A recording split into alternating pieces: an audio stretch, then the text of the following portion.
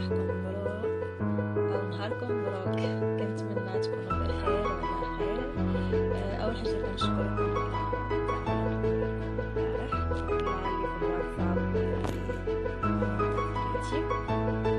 كنشكر البنات اللي عطاوني بزاف ديال النصائح. ان شاء الله غادي نوفي بها شويه بشويه، باقي البدايات ضروري من الاخطاء. اليوم غادي نقدم لكم ان شاء الله وصفه لتوليد البشره، خصوصا الوجه.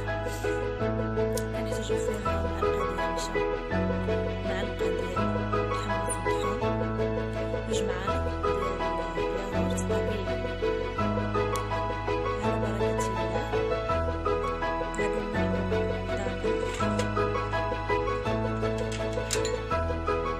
نضيفو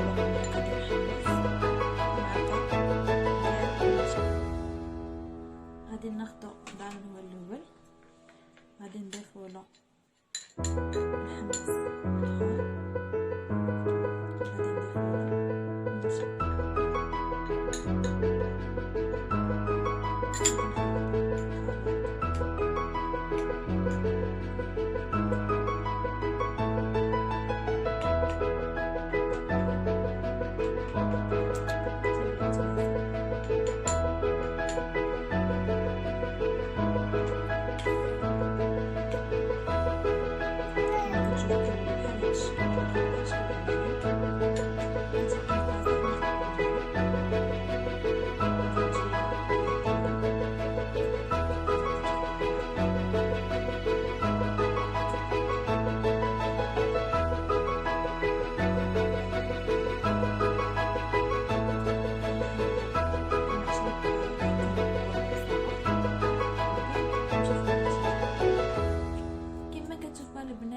من بعد ما دازت ربع ساعة كينشف.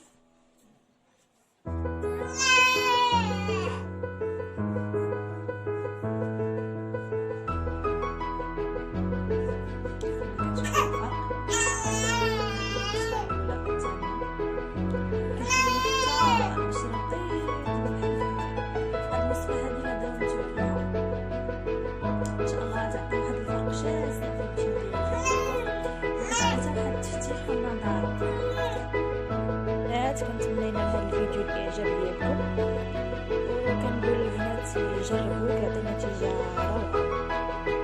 بالنسبه للبنات اللي اول مره غديروا الوجهه الا من بعد ما حيدات وجهها ولا حماق، من الاحسن ما تعاودش ديرها، حيت كاين باش نديرها كتكون حساسه، يعني ما كتحملش اي حاجه، كتكون شي ماده ما تجيش مع وجهها.